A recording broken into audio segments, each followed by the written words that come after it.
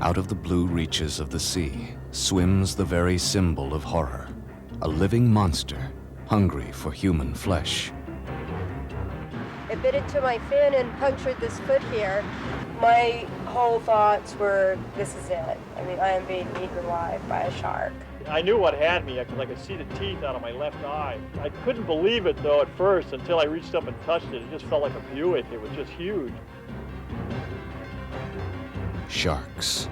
Our worst nightmares come true, or beasts to be conquered and tamed.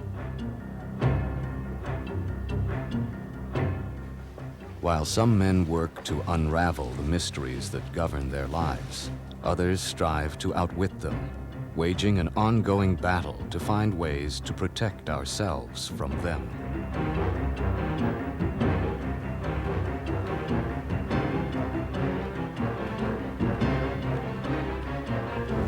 In the age-old struggle between our species, who is winning, mankind or shark?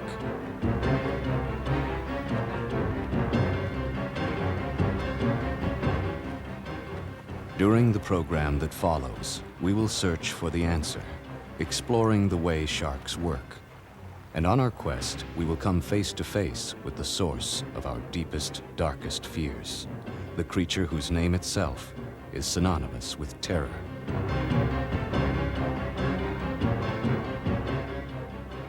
Legendary and lethal, it is the monster men call Great White.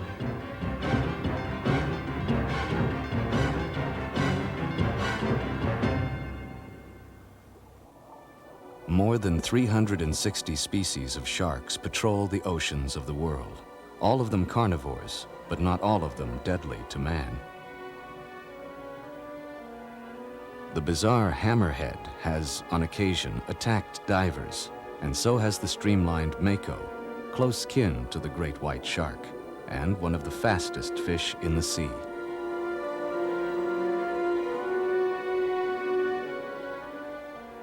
But the biggest shark of all, the 50-foot whale shark, is a harmless plankton feeder with no interest whatsoever in warm-blooded prey. The lifestyles of sharks are surprisingly varied. The shy white-tip reef shark seeks its prey in the shallows, and when disturbed, shrinks from the company of humans.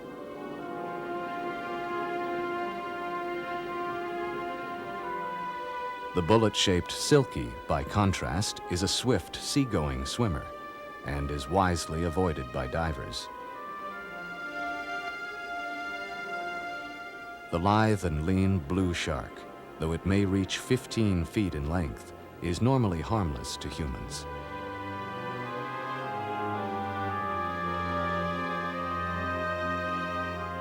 And the same is the case with the angel shark, a squat, ray-like shark that searches the bottom for shellfish and mollusks.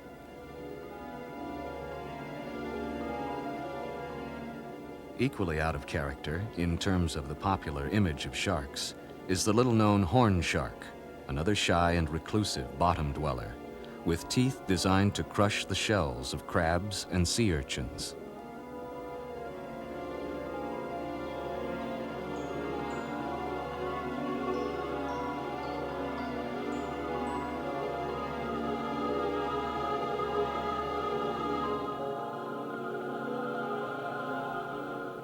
Hardly a foe of man, the horn shark sulks in the seagrass and coral, where it guards its strange corkscrew-shaped eggs. Safe in its armored shell, an infant horn shark waits to enter the world, a world that has always viewed sharks of all sorts with fear and superstition.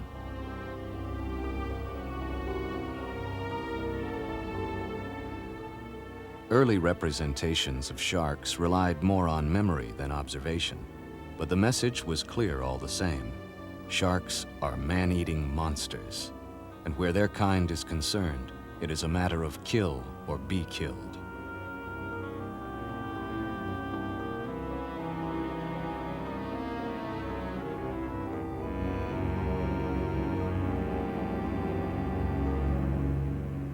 Subjects of art through the ages, giant sharks have been cast as the scourge of mankind, agents of horror and human tragedy.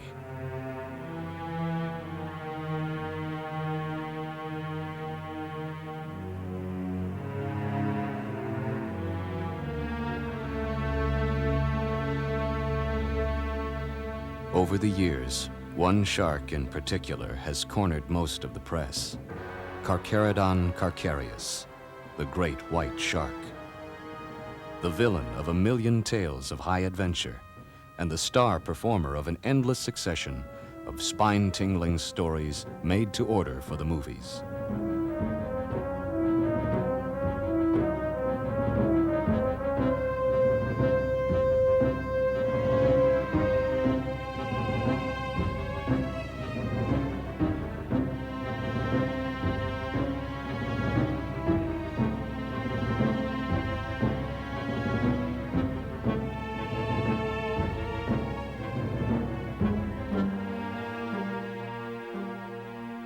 Through high-powered films and hair-raising real-life accounts, the word went out.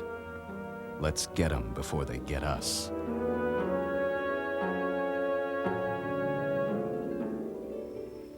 But game fishermen worldwide did not need to wait for the news.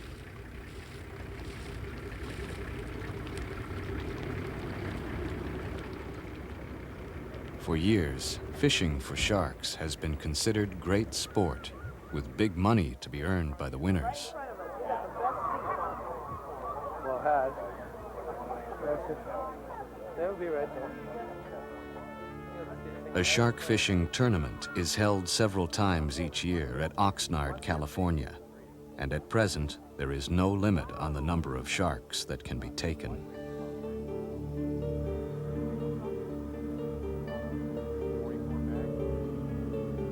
Sharks such as this mako can make good eating, but these sharks are not taken strictly for food.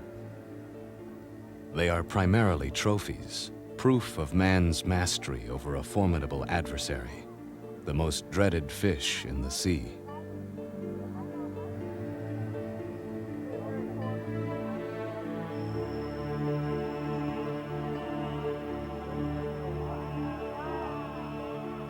Humbled in death, the mako is made to display its jaws, a tradition for the group picture. It's hardly a world record setter, just a juvenile, really.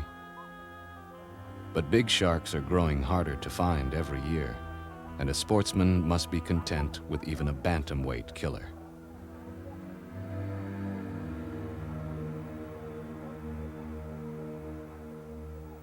For the crowd, size doesn't much matter. For any shark is a reason to gawk and to wonder, could I be the victim instead of him? At a famous institution in Monterey, California, the crowds line up early, and for all ages, the live sharks on display are a big part of the draw.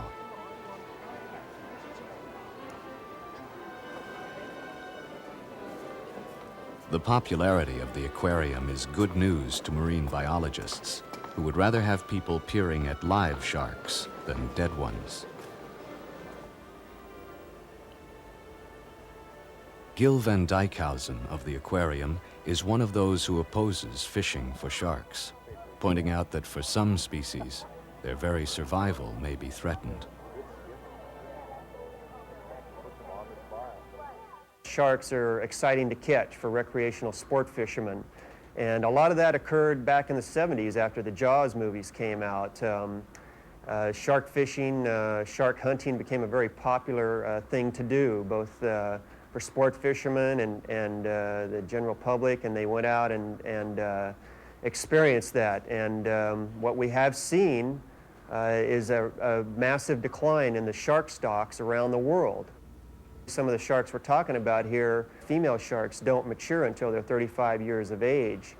And also, they grow very slow. So what we see is a shark which its reproductive characteristics can't handle the kind of fishing pressure that we're putting on them. And so over the past few years, a lot of intensive research has been going on trying to document shark life history characteristics, at what ages, what sizes can you actually fish these animals. And so there's a lot of people that have to draw together in order to put a management plan together. There's a lot of information that needs to be known. Fishermen are actually helping researchers go out and collecting sharks, fishing for them, and tagging them and releasing. And that way they can find out information about where sharks are going and the standing stock, or the numbers that are actually out there. I guess one of the really commonly asked questions I hear is, why are sharks even important? Why do we even care whether they're overfished or not? They're very similar to the lions and tigers on the Serengeti, in that they help remove some of the sick and maybe dying animals in other animal populations, such as seals and sea lions. So we see that they serve a very important role in their ecosystem. They're an important part of that environment, and they need to be there. 26 miles west of San Francisco lie the Farallon Islands, a rugged group of atolls, their features carved by harsh Pacific winds, their shores washed by pounding surf.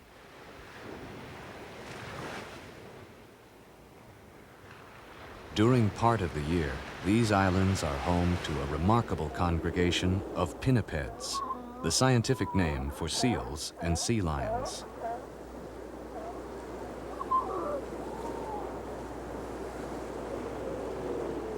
Each year in early spring, these California sea lions haul out by the thousands on the shores of the Farallons to breed and bear their young.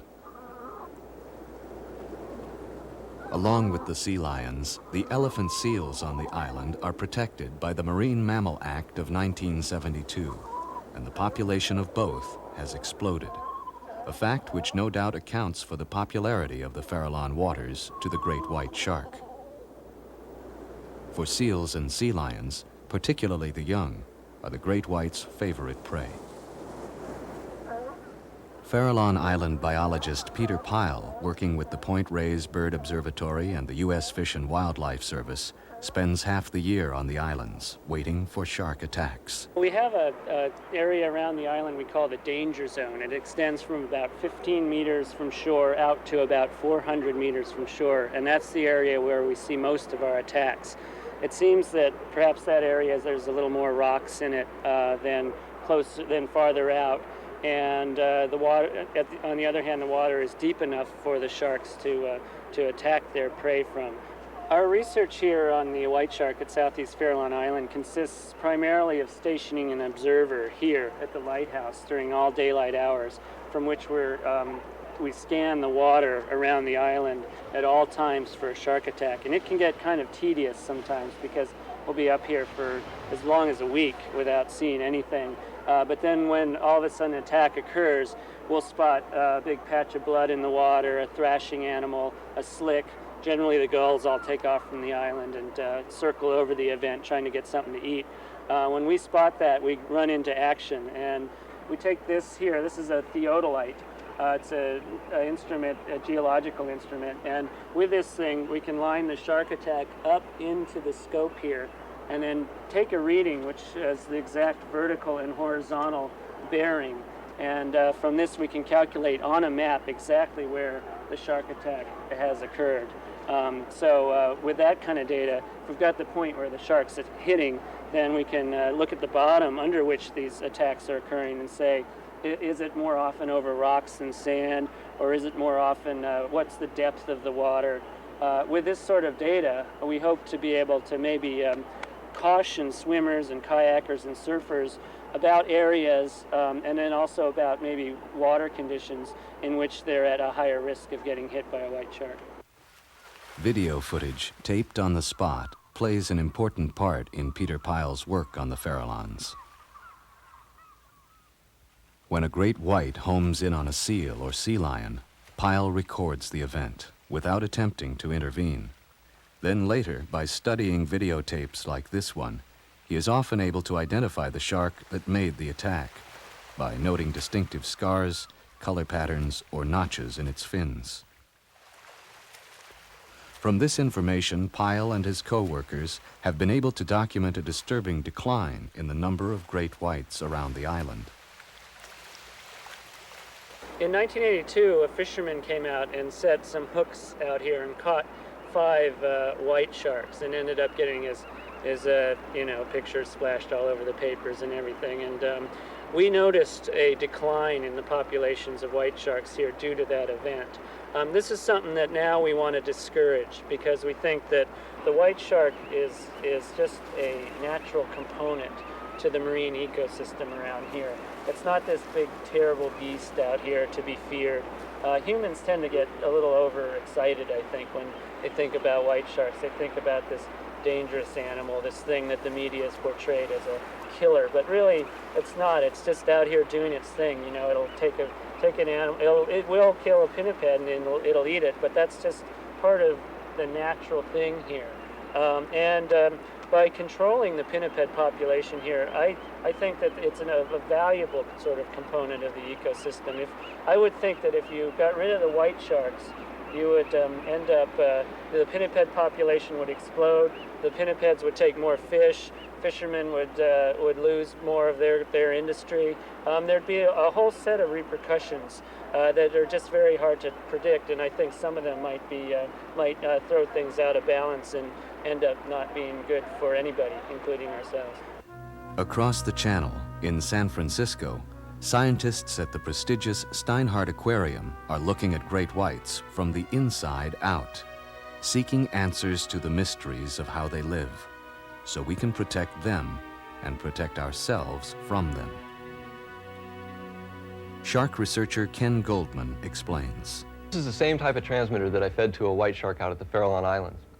This transmitter sends a signal, which I pick up with an underwater microphone.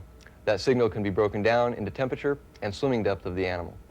The transmitter signal was recorded onto a computer, and the data shows that this animal maintained an average stomach temperature of 25 degrees Celsius, which is 78 degrees Fahrenheit, and the average water temperature was about 14 degrees Celsius, which is 57 degrees Fahrenheit. This is an amazing thing, the fact that this animal can maintain its body temperature about 20 to 22 degrees Fahrenheit above the surrounding water. This is the data set from the day the transmitter was ingested, and you can see that the body temperature was maintained in a very narrow range throughout the day. An interesting thing about this data set is that the bait was cold prior to ingestion because we kept it refrigerated. So what you see here is a warming trend, the bait being warmed back up to the average stomach temperature for that day. On many occasions, I witnessed that the shark would stay in the area after feeding was complete and search the water column for extra food items. Here you see the shark swimming back up to the surface not only once, but 2 times, and I believe this is indeed the animal searching for extra food items. Upon descending here, the animal then took off and swam, and we tracked it at an average swimming depth of 22 meters for that day. Goldman's study has given scientists valuable insight into the great white's behavior, and it may help to protect people from becoming victims of shark attacks. People like Californian Eloise Tavares. On November 3rd, 1990, I was going to go scuba diving with a college class, and it's about 150 yards out of the beach. I felt something hit me, and I thought it was my dive buddy. It was actually the shark biting me for the first time. It bit into my fin and punctured this foot here, and then I continued to swim, and it came and it got me on my leg and I was stuck, and came up out of the water with my leg in its mouth, and I'm reaching over to get my leg out, and you can see the 2 rows of teeth here. My leg was twisted in its mouth. There's the first row and a second row, and then it got me on the back side. And then I pulled my hands back, yelled shark to my dive buddy, and my dive buddy froze. I said, Jesus, help, and then I started punching the shark, and it eventually let go, swam around me a couple times, and swam out past my dive buddy. What happened was a bunch of paramedics came out, and they picked me up right out of the water. I never had to go through the surf. They put me on the beach, and then they started asking me questions, gave me some oxygen, and one of the people said, well, we can't cut your wetsuit because it's holding everything together, and that's when I realized that the damage was more than what I had thought had happened. My whole thoughts were, this is it. I mean, I am being eaten alive by a shark. That's what was going on through my head. And then when I said, Jesus, help, I figured that I would just be helped going through the whole process of being eaten alive. But I never thought that I would still be here living and telling people about it. Rodney Orr is another Californian who will always remember his recent encounter with a great white. September 8, 1990, I paddled north from the beach at Russian Gulch. I loaded my spear gun and I got off my board on the right side. I kicked away from my board about 6 or 8 feet. I was laying on the surface, and wham, it had me. It picked me up with a head, and it buried the bottom teeth into my face here, at the bottom teeth of the shark, and the top teeth were over my head, went into my neck, and it picked me up by the head. The only visual I have of the attack during the time was when the water drained out of the mouth. I could see the water surface, and it was down about 3 feet. And I knew I knew what had me because I could see the teeth out of my left eye. And I couldn't believe it, though, at first until I reached up and touched it. It just felt like a Buick. It was just huge, and it was just I couldn't find an eye or nothing. But I still had a hold of my spear gun. I had it by the center. I didn't have it by the handle. I commenced to beat on him with that, and I beat on him with my left hand. In fact, my glove from my left hand had cuts on the inside. It just shredded it. But he carried me for about 60 or 70 feet and released me. He went down underneath me, and his head was wider than my shoulders. And he continued on, and I didn't even really look at the whole fish. He just went underneath me. And I noticed that I was streaming blood bad out of my face. When I reached up and felt my face, it just felt like hamburger. But he sliced my face bad in here, punctured my eyelid, top and bottom, bit into my cheekbone and through my nose. I just had blood pouring out of my nose.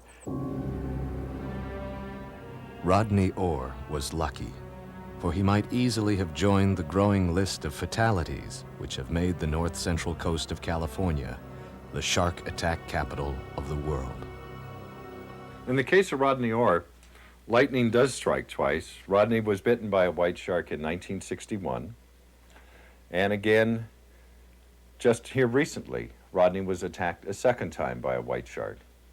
The interesting thing about both attacks was that had the shark wanted to consume Rodney Orr, it had every opportunity to do that, and it didn't, which tells us that possibly white sharks are not really out to consume human beings, that their attacks against man are not necessarily motivated all the time by predation or mistaking us for a prey item. When we discuss white shark attacks on divers, one of the things that is best to do is try to imagine if we were a white shark, what we would see. If we look at a seal swimming through the water, you see an animal that's very fluid and basically whose body is solid from tip of snout to the hind end where the flippers are. And the animal pulls himself gracefully through the water with his front flippers.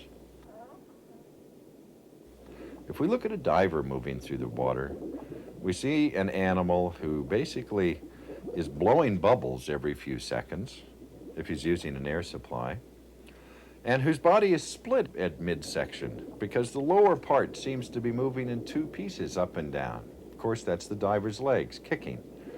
If you compare a diver moving through the water and you compare a seal moving through the water, you will find that neither represent the other equally well. Adult white sharks, the size of this 13.5-footer, spend their days swimming along the cool coastal waters looking for their favorite food item, seals and sea lions. Now, were that seal or sea lion able to detect the oncoming white shark, it could easily swim away. They're much smaller, they're much more maneuverable, and I don't think a white shark would have a chance in capturing that sort of an animal. So the white shark attack behavior is one of surprise. They stalk their prey. Not being seen, they rush up, take an enormous, massive bite, attempt to immobilize their prey item, and then spit them out. And I think that's what's caused so much confusion. When I first began this study, I had no understanding why on earth would a shark so big, so strong, attack a seal that's 1/10 its size, bite it, but then spit it out. But if you wait until the animal has died, then you'll see the shark, which has been swimming in that vicinity, return, feed upon it, and consume it. And that makes the difference if we are the attack victim. You see, if it attacks a seal, it attacks, bites, spits, waits, so that it doesn't allow itself to be injured by this struggling, frightened sea animal that has claws and teeth and every intention of survival. So the shark hasn't changed its behavior just because we've entered the water in the last 30, 40, 50 years. What it's done is attacks a human being, surfers, swimmers, snorkeler, bites, attempts one major immobilizing bite, spits us out, waits for us to die. Some cases we do, then they consume us. And in other cases, the heroic buddy of that victim rushes to the aid of that person, swims them into shore. There they get immediate medical attention, and in so many cases, they survive the attack. To test the theory that sharks are most likely to attack divers they mistake for seals and sea lions, Hollywood special effects wizard Eddie Paul has devised a lifelike scuba robot.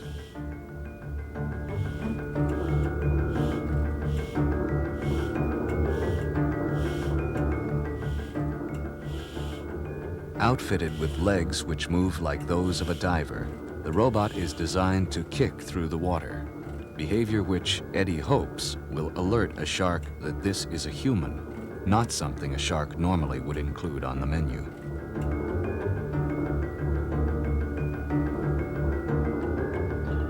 I have a theory that sharks will attack a non-moving person over a moving person in the water if they have a choice. And if somebody stops to shoot a photograph or spear a fish, that's the time you're most likely to get attacked by a shark. And if you keep swimming at a normal pace, they're not as likely to attack you. And to help prove it, I built this robot that does nothing but swim. We have another one that just stays limp. We'll put them in the water at the same time to see what happens. So if this works right, when you turn on this valve, the air from this tank should power the robot and make it swim like a normal diver. So we'll see.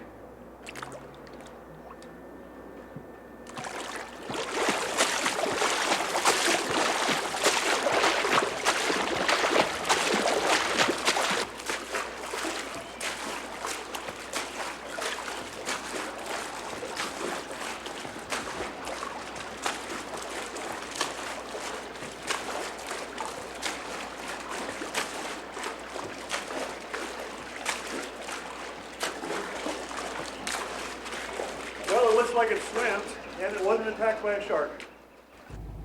The acid test for Eddie Paul is to determine how well his robots fare in the open ocean, where their performance will be judged by their toughest critics, the sharks.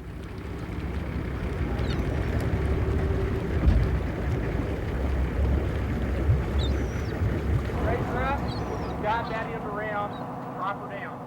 A strong cage is loaded aboard to provide protection for the divers during the experiment.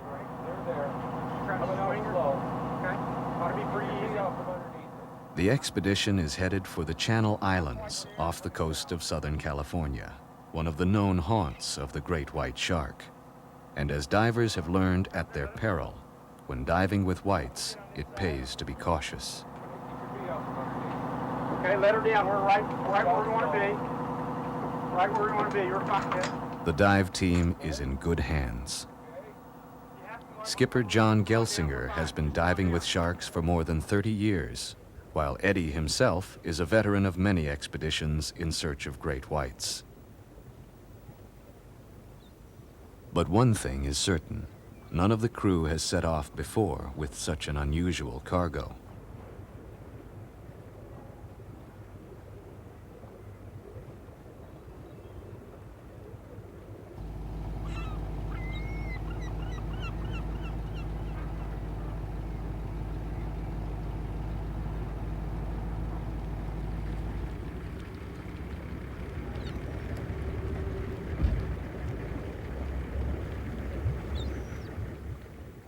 For 20 years, John Gelsinger has skippered the Hey Jude while supporting himself by diving for sea urchins, a high-risk profession, for urchin divers must always keep a wary eye out for sharks.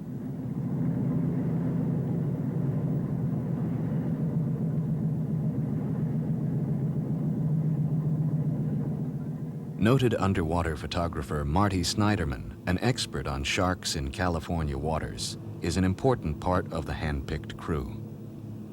It is a 4-hour run to Santa Barbara Island, and by the time the boat arrives on site, the sun has already begun to warm the day. Gelsinger knows the spot well. The offshore waters are deep and cool, ideal for great whites. The cage, which the divers will trust with their lives, is swung from the deck and lowered into position.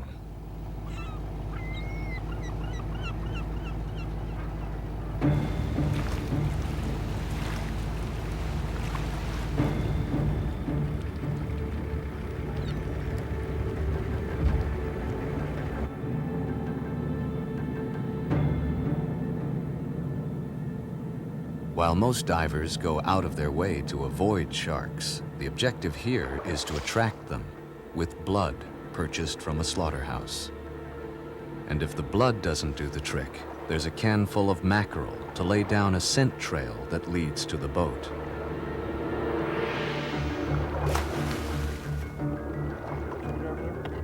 Eddie Paul and Noreen McKenney make final adjustments to the robots, while crew member Laura Fox stirs up an unholy stew, a mixture which, in theory at least, no great white should be able to resist.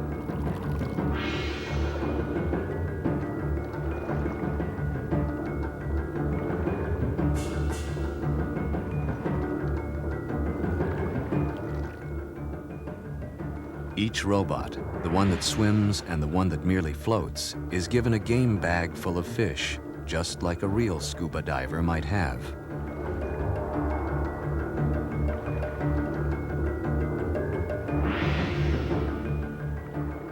All Eddie needs now are some sharks.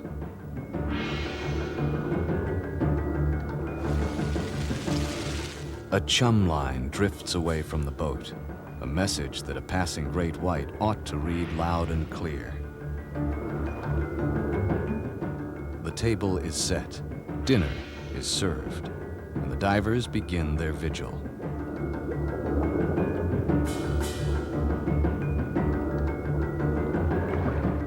There are days when the wait can take hours, but today is an exception.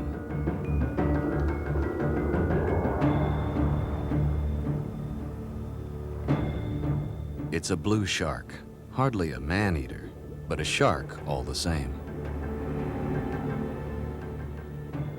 And where there is one, there are most likely more.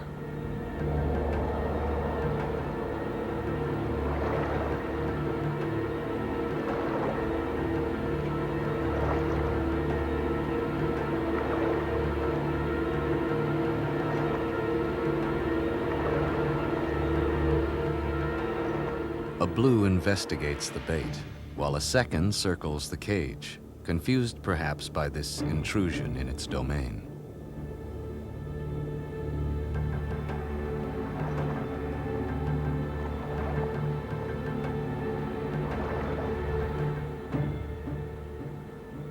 The posture of this one reveals that he's curious, but his curiosity could bring in others, not just other blues, but just maybe great whites.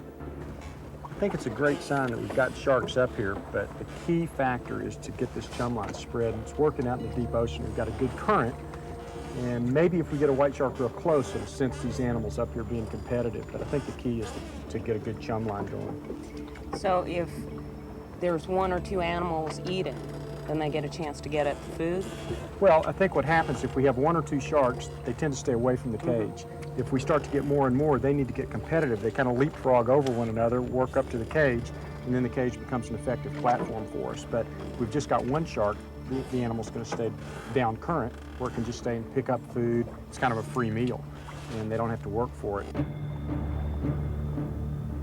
Snyderman's objective, a mini feeding frenzy of blues, is about to be realized.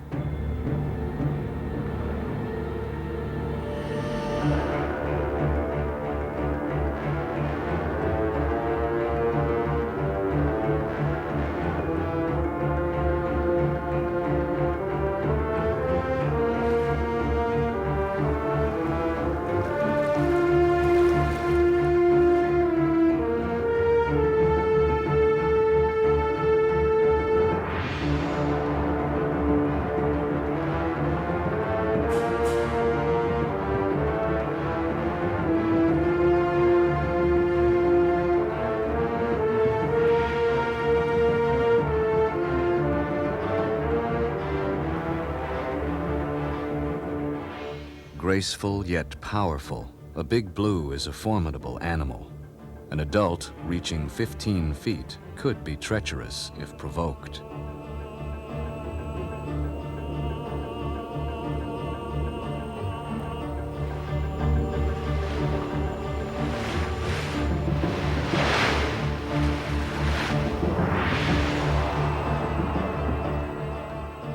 Here, a shank from a slaughterhouse serves as bait. But it's easy to picture the effect of the shark's jaws on human flesh.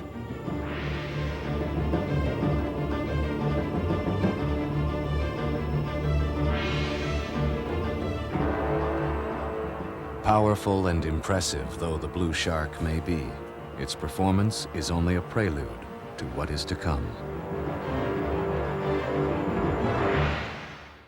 I think if we're going to get a white, the key is not so much that we've got blue sharks. That's just a good sign that the chum is working. Marty Snyderman knows you can wait for weeks for a great white shark, and then suddenly, almost miraculously, it appears.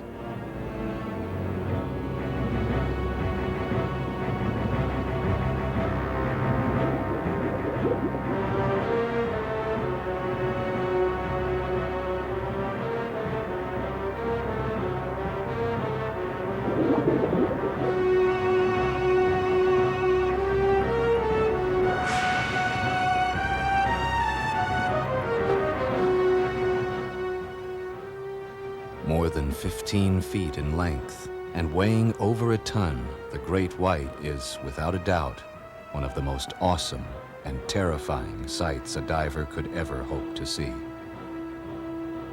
I'll never forget the first time being in a cage with a great white shark. And the animal worked out in the distance for 2 or 3 passes, and all of a sudden it just swam right at the cage.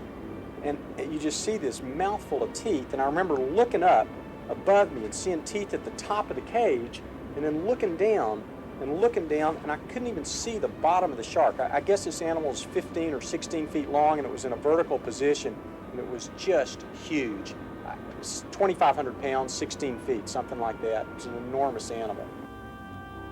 The biggest predatory fish in the sea, the great white is frustratingly difficult to study, and as a result it remains a creature of myth and mystery, even to many shark scientists.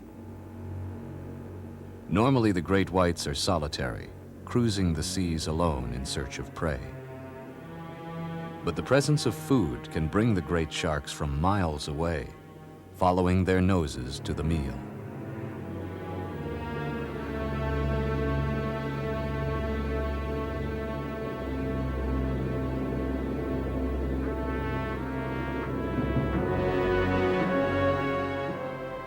Despite its reputation for voracity, the big shark is wary, investigating the bait.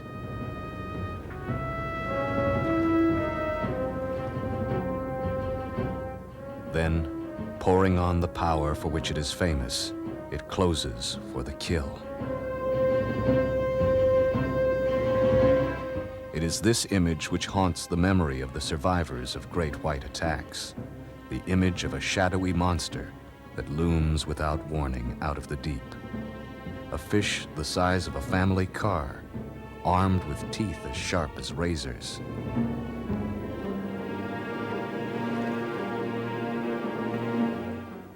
John Gelsinger likes to recall one of his close encounters with a great white. We were diving Santa Barbara Island one day, beautiful island, exciting water, and a big white shark swam through the kelp. He wasn't interested in us. He just swam through. Didn't even stop to notice us. But, it was an incredible day. I remember just feeling so insignificant and so small. And fortunately, it was towards the end of the day, so we decided maybe we'd been in the water long enough, and we pulled our anchor and went home. With sharks actively feeding, the time is right to test their response to the robot divers. The results of the test could mean the difference between life and death for anyone unlucky enough to find themselves in the water with a white.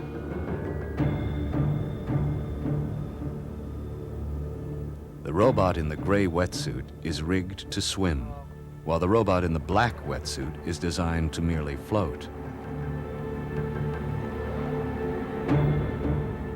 The unenviable task falls to Eddie Paul and an assistant to leave the safety of the cage and activate the robots.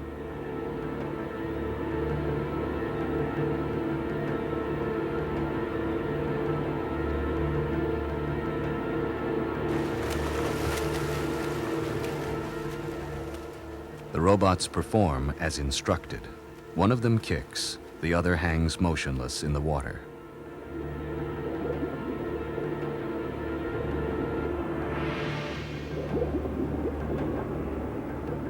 It is time for the test to begin.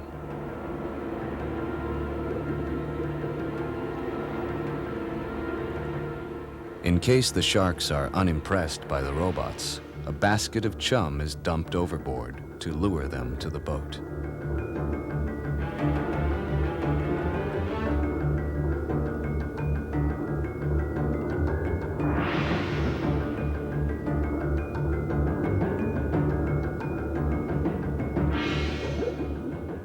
The first taker is a blue, snaking in from the deep in its classic attack stance, its back arched, its dorsal fins down.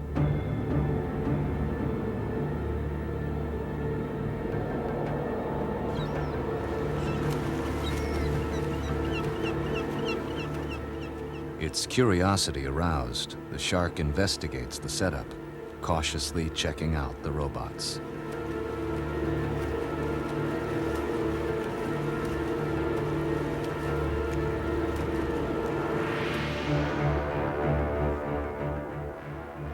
As it prepares to attack the game bag, it first shields its eye with a special membrane to guard it from bone and bits of debris.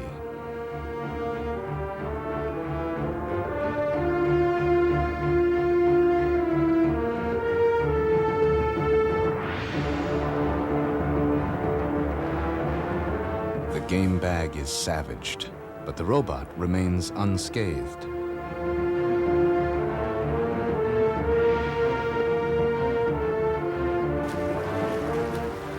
The shark makes a second pass, while a gaggle of gulls and shearwaters waits for a meal.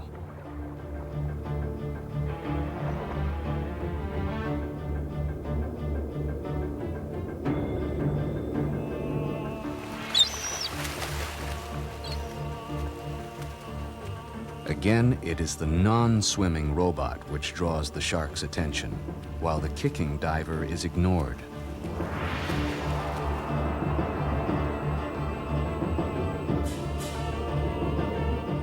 The fins go down. A sea lion makes for cover.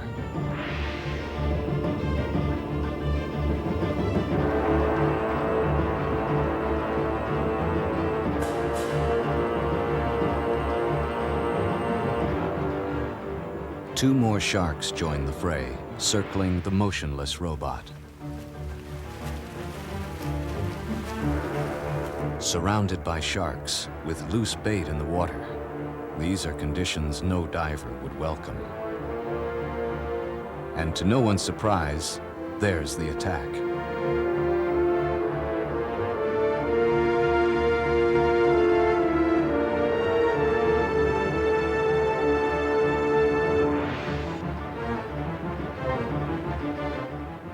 Ed, look at this. This is really interesting. This non-moving diver got hit so hard in the arm they practically tore it off, and they shredded this game bag.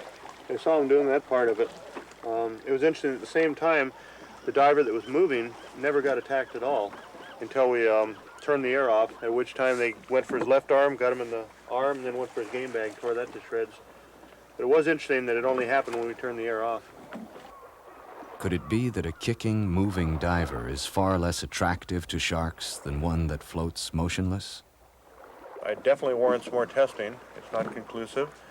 I did a small test out there when we had a couple sharks there where I stopped moving, and they came in. As soon as I kicked my feet, they moved away, so it didn't take a lot of motion to scare them off. So I think it definitely does warrant more research with different types of sharks. I've always thought the shark a really awesome animal. I mean, they've been around since before dinosaurs, and I think we've seen a real decline in the numbers of them out here. But there's some good things happening. Recently, the longliners have stopped fishing for them. And that was pretty hard on the resource. And I think the sport industry has also kind of backed off a little bit. And maybe given a little time, we'll see the numbers increase. It'll be beneficial for the sharks. Mysterious, majestic, tragically misunderstood, the great sharks have dwelled in the seas for long ages. But it is only now, in the 11th hour, that we have begun to learn how sharks and us can peacefully live together.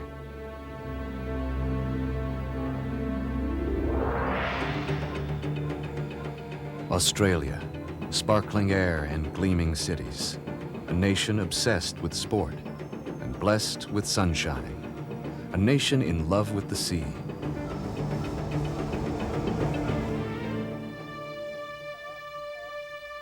Join us in the next hour as we continue our journey on the trail of the great white shark.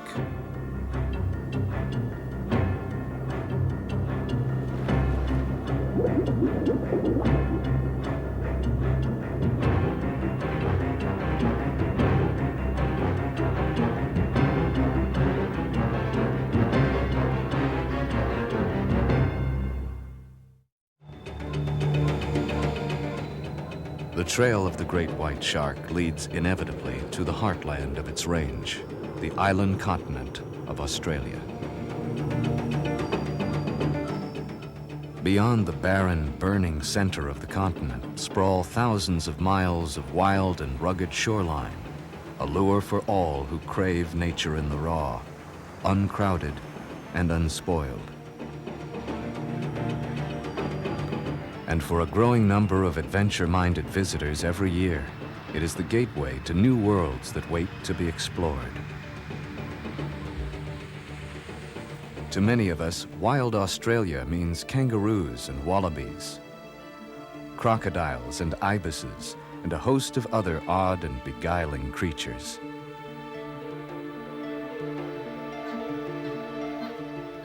But those who are content with the continent's commonplace attractions are missing what may be the ultimate adventure which Australia has to offer: the quest for the great white shark.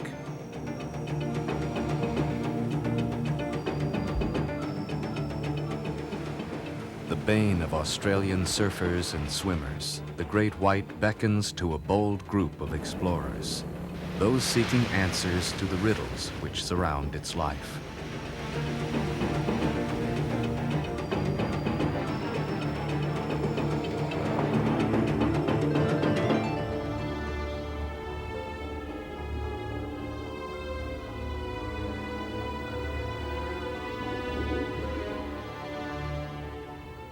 For the underwater explorer, Australia offers enticements to rival the wonders to be found on the shore, including strange creatures found nowhere else on the Earth. But as an attraction, none compare to the big one itself, the great white shark.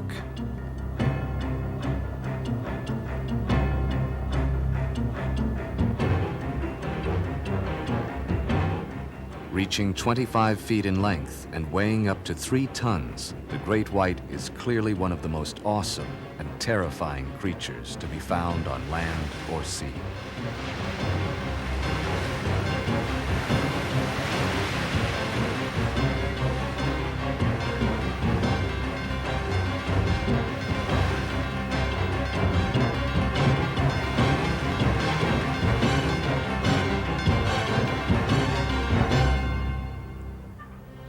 The search for the great white shark leads inevitably to Port Lincoln in South Australia, at the mouth of Spencer Gulf.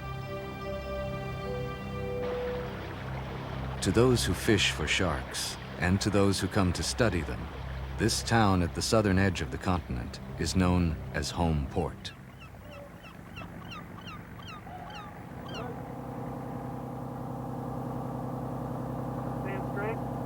Most of the team is from California, but with them are several top Australian divers, veterans of many exciting great white expeditions. Can we take a little more slack in this line, please? For some, this promises to be the first encounter with the fish that has been called the ultimate killing machine. Bait in gargantuan quantities is loaded aboard, along with lots of crushed ice to keep it cold en route.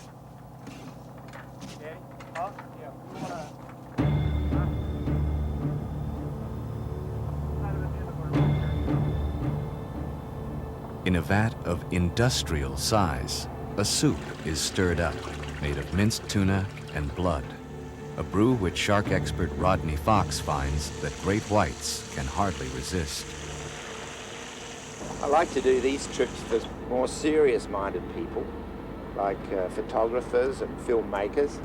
At least when you put the sharks through their actions and make sometimes fools out of them, we can learn more, and at least thousands and thousands, maybe millions of people can see them.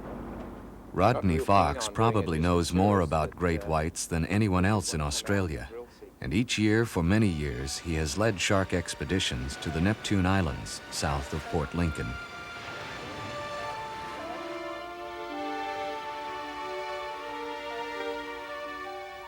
The sleek sailing ship, the Phaley, has been rigged just for this task, and its antique appointments are an uncommon plus.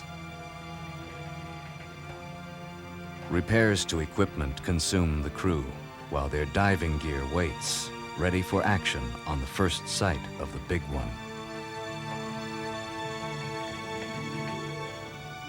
A fur seal pup, only a few days old, ignores the intrusion. The presence of young seals is a good sign. The big sharks may be hunting nearby.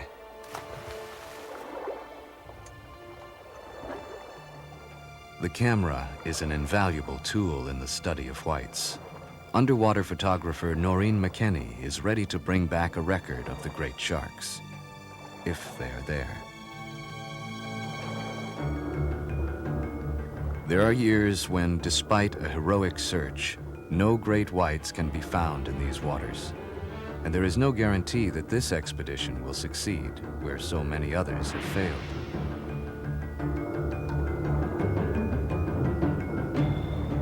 But with an optimism born of long years of experience, Rodney Fox orders the 3 big shark cages lashed on board, made ready for action, just in case.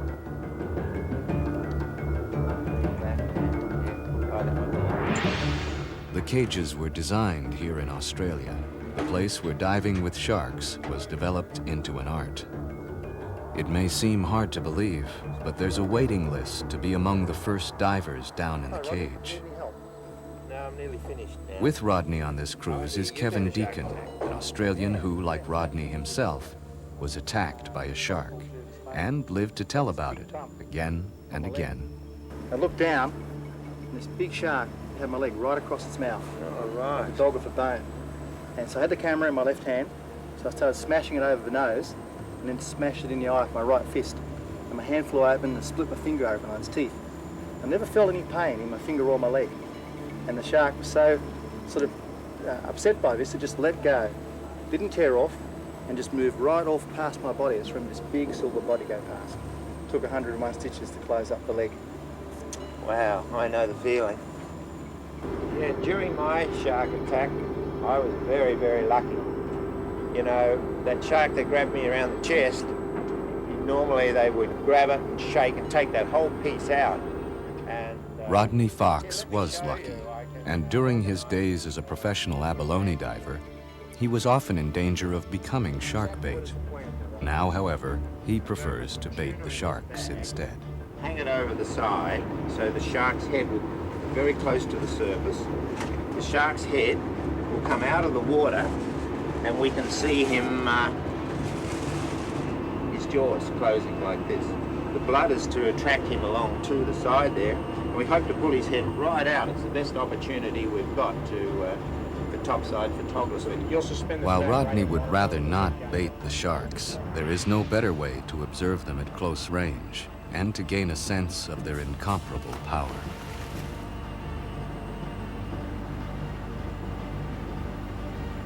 After a few hours of patient vigil, the effort pays off with a reward worth waiting for.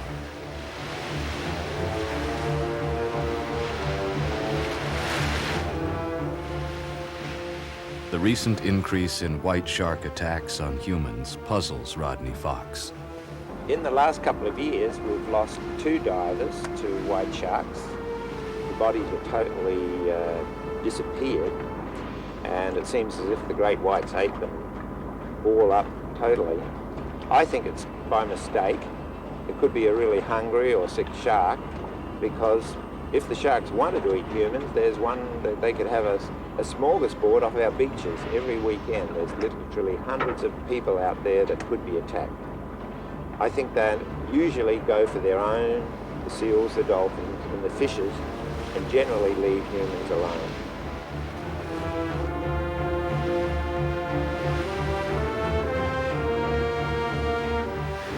While experts contend that the average person is far more likely to be struck down by lightning than to be dined on by a great white shark, the fact remains that few prospects in life are more chilling than death in these scalpel-sharp jaws.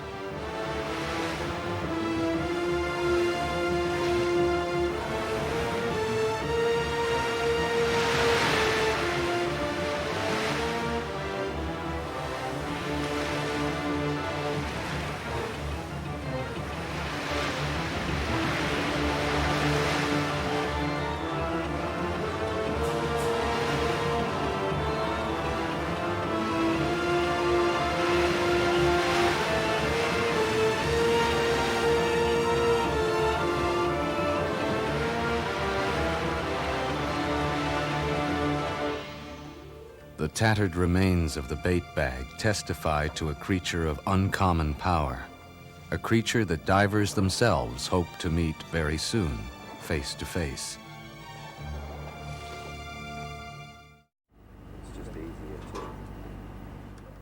The great white's attack on the bag of bait has sent a ripple of excitement through the crew of the Phaley. The first of the big aluminum cages is swung from the deck and gingerly lowered into the Gulf.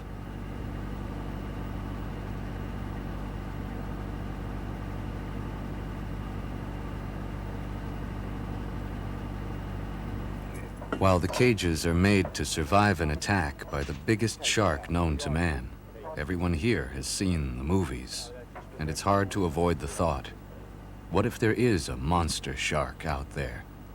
And what if it decides to attack? For those inclined to worry, the statistics afford little comfort. For if there is a big shark out there, almost everyone agrees it's likely to show up here. Everyone, ready? Okay, take her up.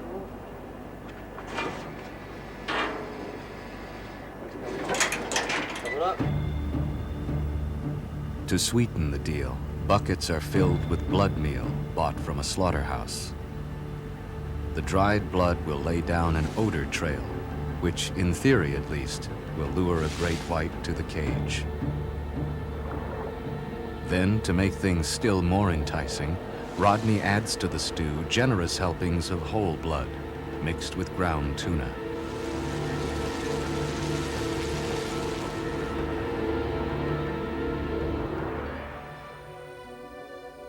The only interested party, however, is an Australian blonde sea lion, part of a herd that breeds on the nearby Neptune Islands.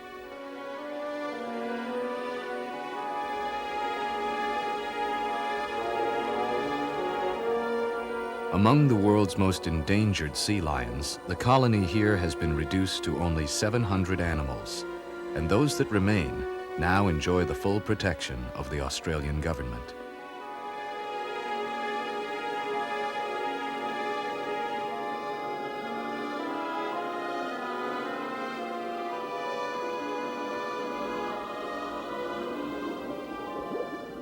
Favorite prey of the great white shark, the Australian sea lions have declined along with the predator, which once rode herd on their numbers, maintaining a balance which was beneficial to both.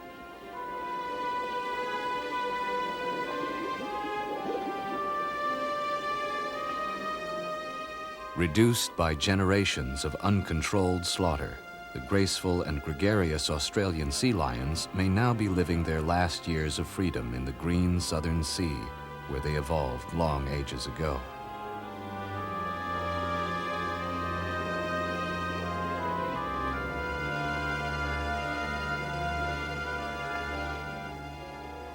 Living as they do in the home range of one of the Earth's most formidable hunters, the sea lions must stay ever alert for danger, especially when venturing beyond the relative safety of the shallows.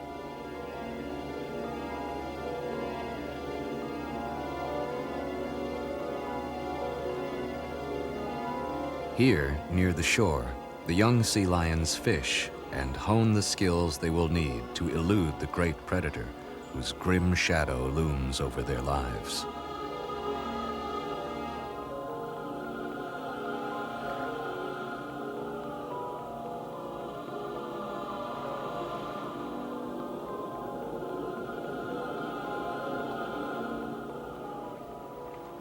Though the sharks take their share of sea lions, the lively mammals are hardly defenseless. Heavily cushioned with fat and armed with sharp claws, the sea lions boast, in addition, the agility and speed to easily outmaneuver any white shark, provided they see it coming.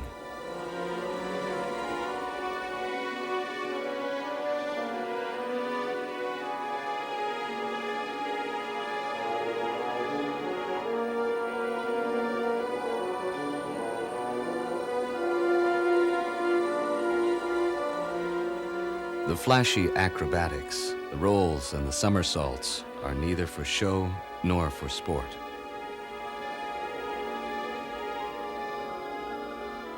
Instead, they permit the sea lions to survey their world from every angle and direction, a skill that we humans, weighed down with scuba, can only admire and envy.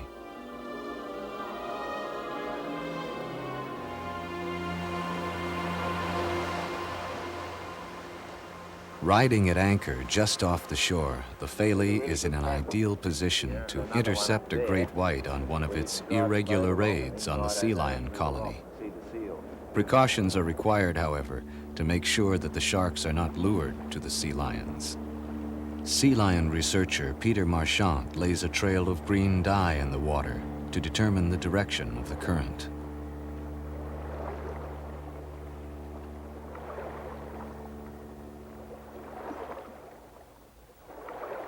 Marchant's concern is that chum spread from the Phaley may be drifting toward the shore and could lead a white shark to the sea lions.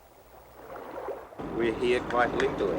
Right now you're here quite legally, but you did have an agreement with Mr. Lewis, the boss of the Fisheries Department, that you would not anchor within a point from that line there to the reef there. Now, you've anchored so that you're what, one boat length outside of that line?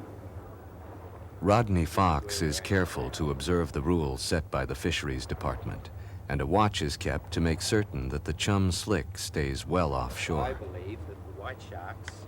It is Fox's view that his efforts to understand and protect the white shark perfectly complements Marchant's work with the sea lions, and an understanding is quickly reached which satisfies both parties.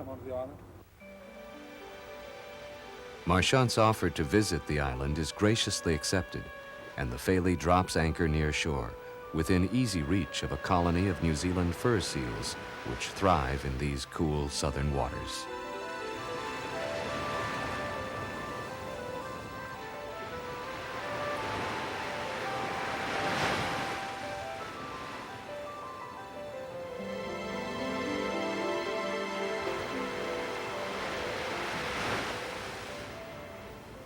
More densely furred than the sea lions, the fur seals are adapted to life in a harsher climate.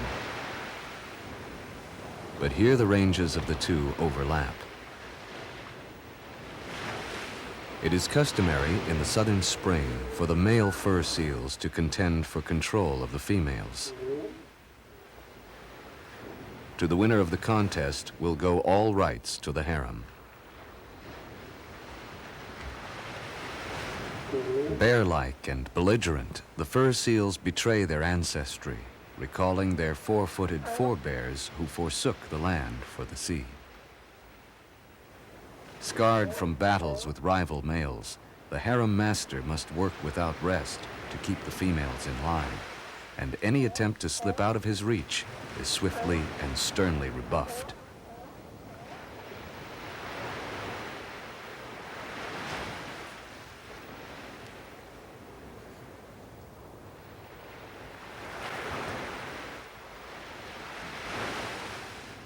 Against the big males, the much smaller females have no choice but to comply.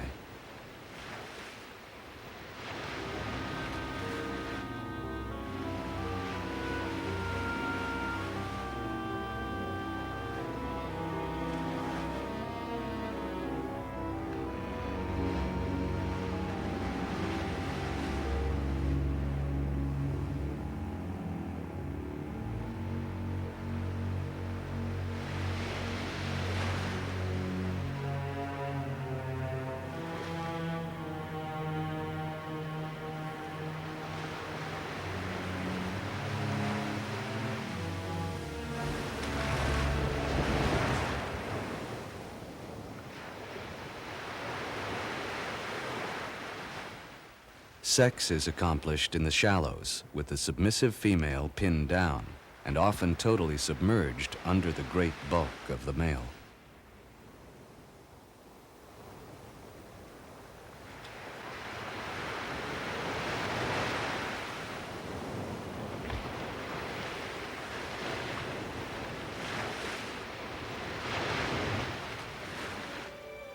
The proud product of the union is a furry fuzzball, unable to swim and barely able to walk.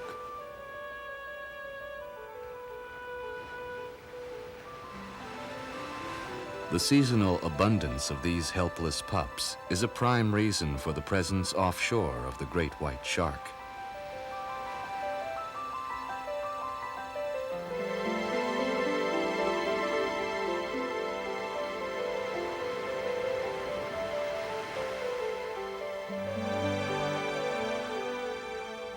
Barely a day old, the young fur seal nurses, blissfully unaware of the peril which waits beyond the beach. In the days to come, there will be much to learn, new skills to practice, and new worlds to explore.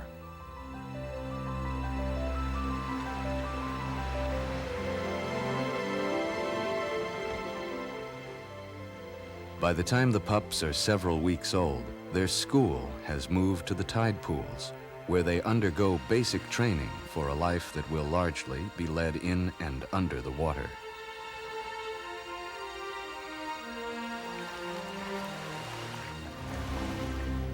It is only after several months that the young seals dare to venture into deeper water, where trouble lurks.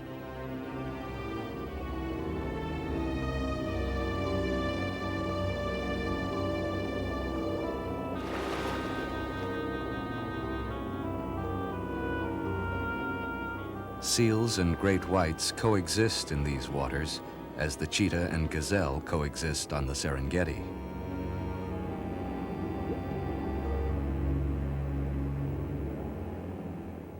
In order to fish, the seals must be ready to accept certain risks, including the risk of being eaten alive.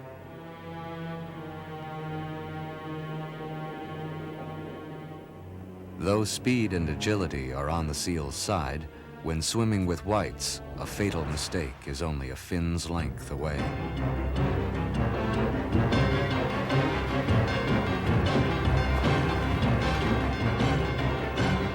The results of these attacks are grimly evident on the beach. Dragging themselves to the shore, the wounded wait to die.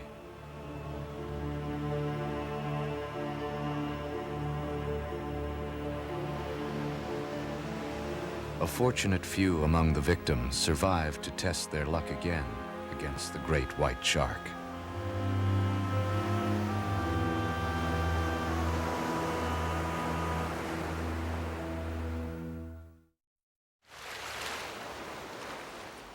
Life and death form a seamless fabric along the shores of the Neptune Islands, near the mouth of Australia's Spencer Gulf.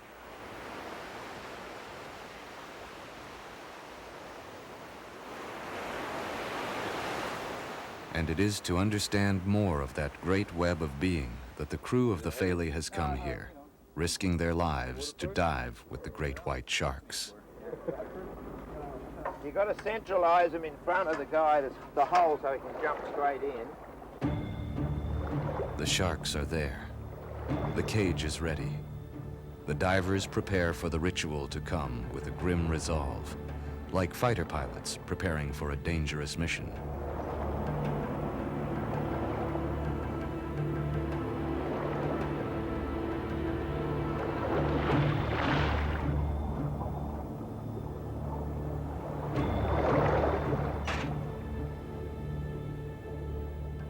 It is easy to feel small and vulnerable, alone in a wire cage, knowing that somewhere out there waits a man-eater.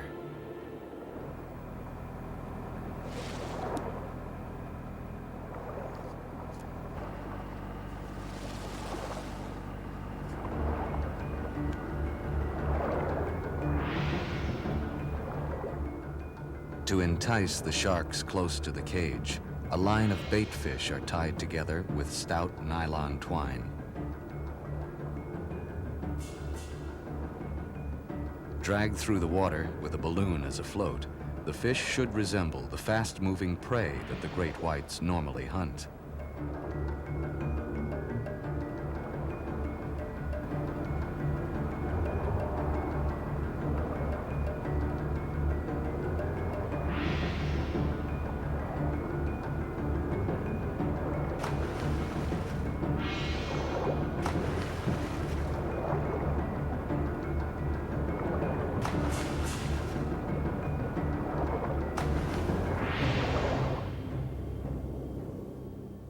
The wait this time is brief.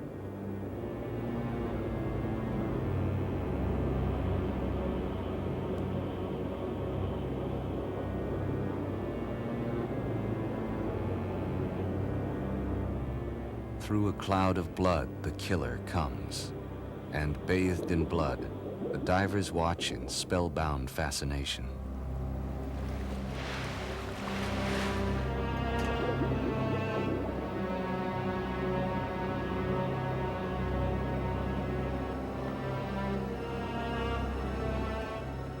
In a 1936 edition of a respected magazine of natural history, a shark expert wrote, "In the study of animals, or even of fishes, a man usually finds something likable about them. But in the monstrous, cruel, cowardly shark, he can find not one admirable trait. He is simply a tiger."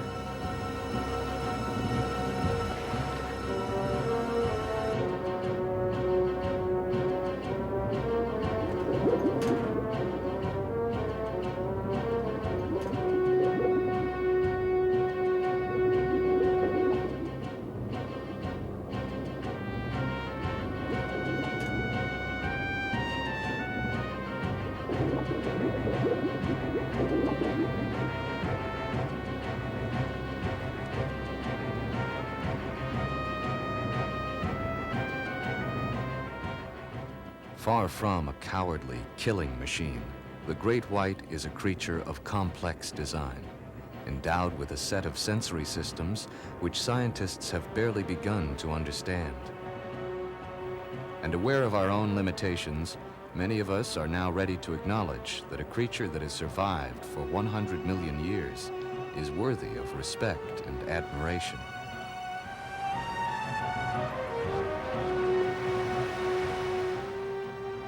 Dubbed by some a swimming nose because of its keen sense of smell, the shark is equipped with an awesome array of sensory skills, all designed to help it find prey in the vast open reaches of the sea.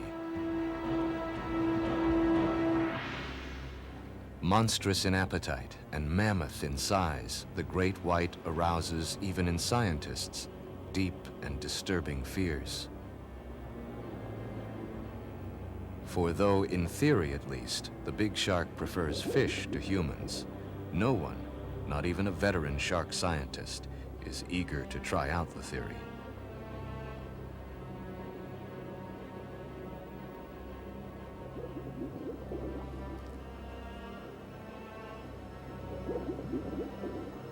Tensions are high in the cage. But it is the great white, not the humans, which has the most to fear.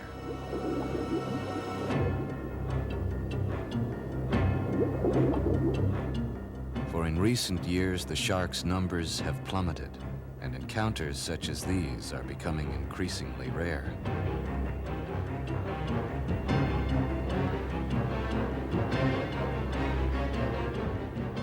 Slaughtered as a trophy, or merely murdered for pleasure, the great whites have taken a merciless beating. And in contrast to the chorus in defense of the dolphins and whales, few voices to date have been raised in support of their rights to be here. Illogical as it may seem, one of those voices belongs to the Australian fishing industry, which has come to see the shark not as a competitor, but as an essential part of the ecosystem. Unfortunately, not all fishermen agree that sharks deserve protection. This Japanese tuna vessel, prowling the seas off Australia, is using long lines to fish for sharks, not for their meat, but their fins. A delicacy in Asia, shark fin soup sells for $50 a bowl, while the sharks themselves are considered useless.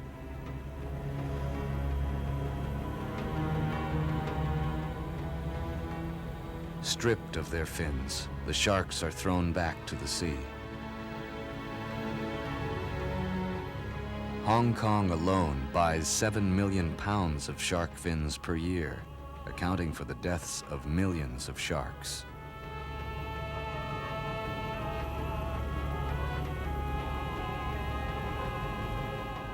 Australian fisheries scientists are alarmed, fearing that the loss of the sharks may have disastrous effects on the marine ecosystem.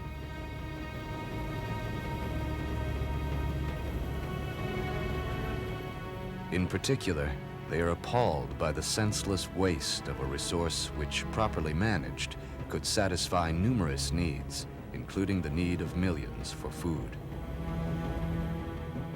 Australian Fisheries Minister Gordon Hill is one of those who is outraged by the misuse of a valuable natural resource. I'm disgusted with that. I think that it's absolutely disgraceful that people can operate in that way and not take the whole fish. Okay, they've got a Commonwealth licence to take the fish, but to cut the fins off and throw the fish back, I think is disgraceful.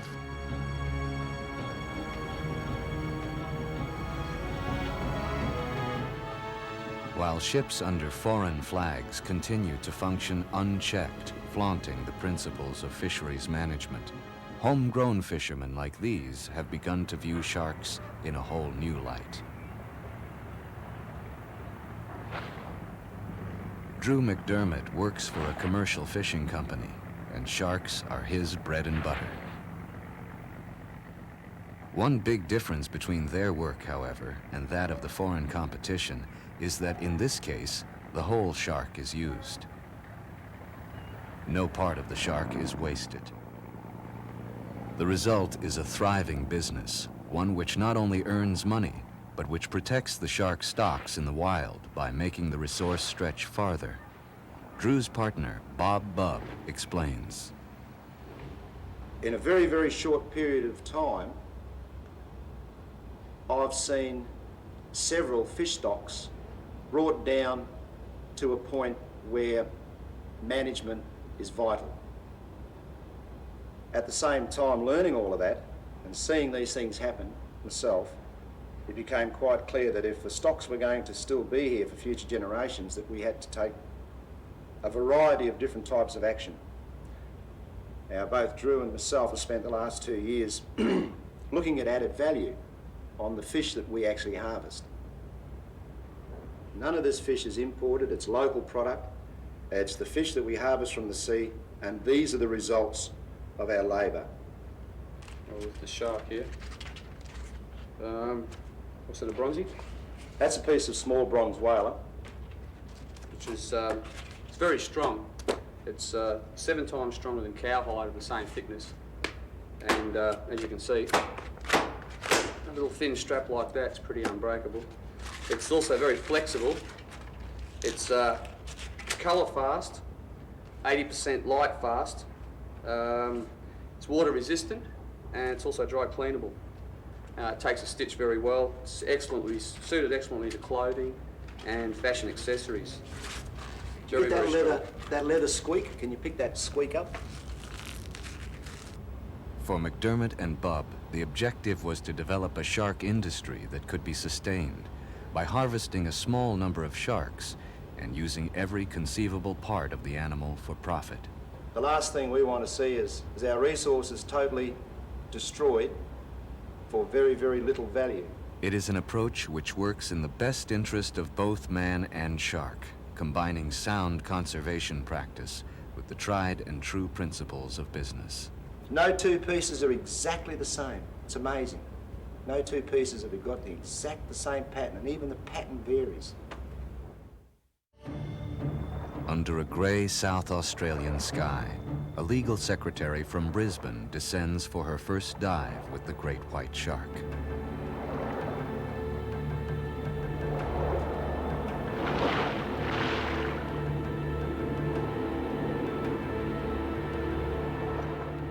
is a rush which divers feel when they first enter the world of the shark, a sense of the presence of a force beyond our comprehension. Its jaws set in a childlike grin, it investigates the cage, and a diver's heart pounds harder. 15 feet in length, it dwarfs the humans and their cage. For now it is the divers who are on display.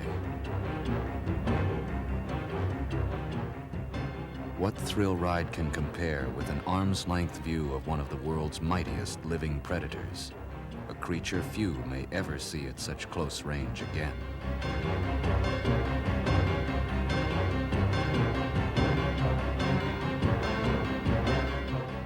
Perhaps attracted in some uncanny way by the weak electric field around the cages, the shark tests the metal with its nose and finds it unacceptable to eat.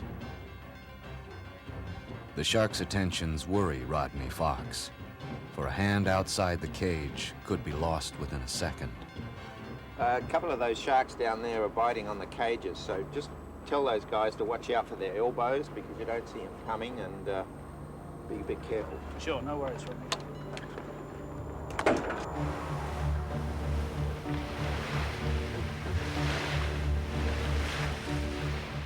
With the sharks excited by the bait and moving closer to the cages, the conditions could not be better for observation, study, and photography.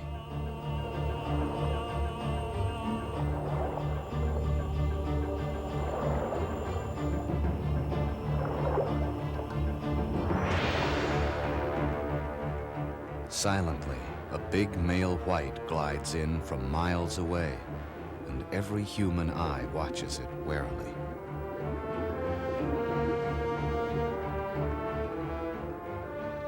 It takes the bait, snapping the tough nylon line as if it were a piece of thread.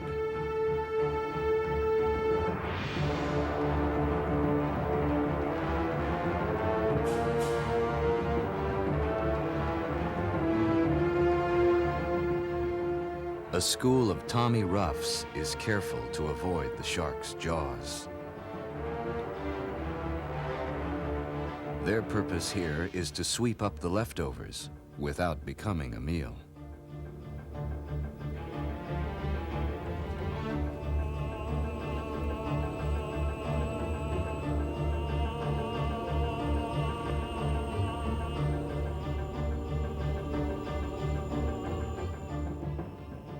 Dark above and pale below, the shark is perfectly camouflaged, an important consideration for a predator that relies upon stealth.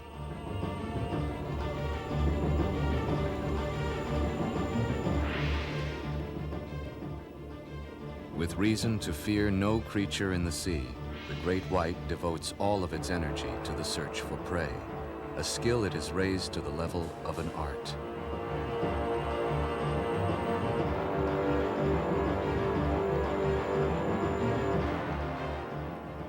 But beyond the four walls of the cage, the ways of the shark are a mystery. Unable to survive in captivity, it betrays few clues to observers about its real life in the wild. And with more of the big sharks falling prey every day to the long-line fishermen, even hair-raising moments like this may soon be no more than a memory.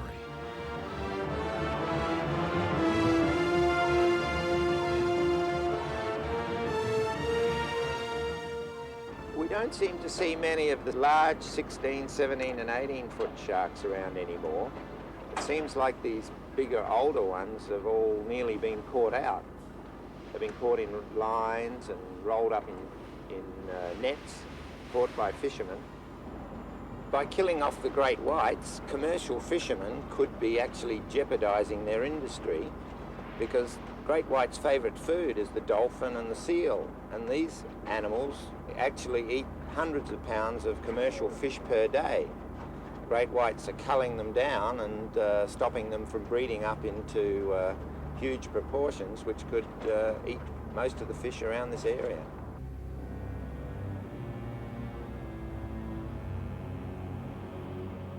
It is impossible for a diver to enter the world of the great white without gaining a profound sense of empathy with these creatures, whose lives are far from easy, and whose aim, like that of all creation, is merely to survive.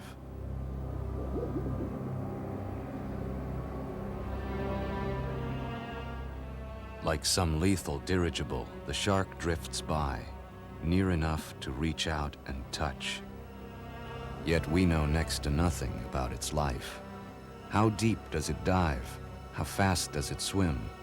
What are its mating habits? All remain mysteries. Even today, after years of study, no one knows the answers to even such basic questions as how long a shark lives and how large can it grow.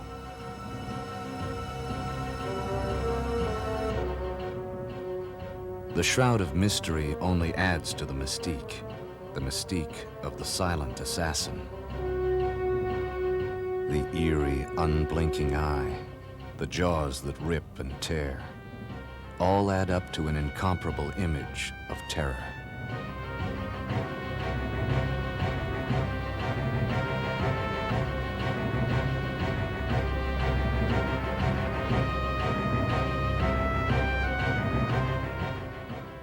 Yet in a strange and unsettling way, we are drawn to this creature we dread above all others, this mindless monster of our darkest dreams.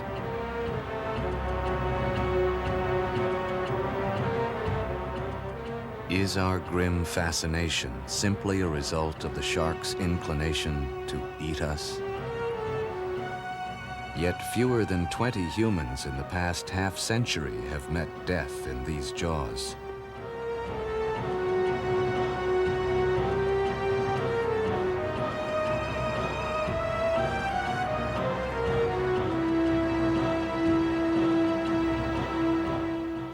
It has been little more than a generation since humans in numbers first entered the realm of the shark, and the great white may well be as puzzled by us as we are by him.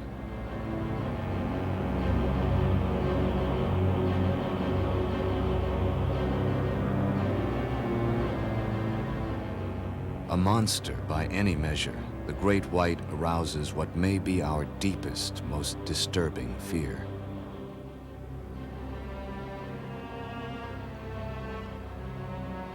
The fear of being eaten alive.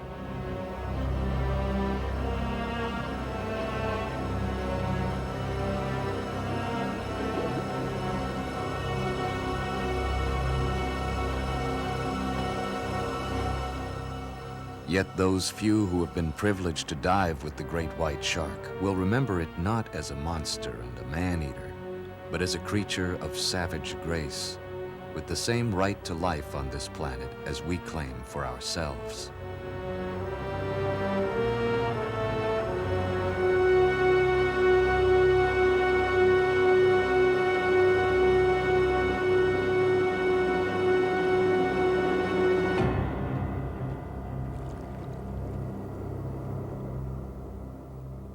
Divers who have entered the world of the shark speak of the adventure with awe. And to a man and a woman, they describe their encounter with the whites as an experience they will never forget. Say that again. Do you think that Two was, of them. Do you think that was the kind of shark that bit you? No. In all my years of diving, I've never seen a shark look more dangerous than those ones. Similar, but these guys are different. These ones look real mean, yeah. Bigger too? Much bigger. The one that bit me was about 9 foot. Those ones, they were about 14 or 15 feet. And what about when he came up to the cage with his mouth wide open? Did you enjoy that? Well, I was hanging out the cage there for a while, taking pictures. As he came right on up, I just shrank back into the cage because I just felt like whatever you left hanging out, they just bite straight off. Yeah. There's just no fear in them at all. I tell you, I've seen some magnificent animals in my life, but the great white is incredible. There was one time there was a lot of blood in the water, and I just turned around, and just right there, right in front of me, one came and hit the cage. Thank God I had a cage. I wouldn't be here to talk about it. Magnificent creature. It was great to see the white shark going by, to know that I was actually there doing it at the time. Thought about it, it was scary getting down there, but I was pre-programmed myself to do it, so I had to do it, and it was wonderful to see them go by. Magnificent, malevolent, a mindless monster, or one more misunderstood creature doing its best to survive. The great white remains as it's always been, a being of our own creation, a creature of myth and mystery.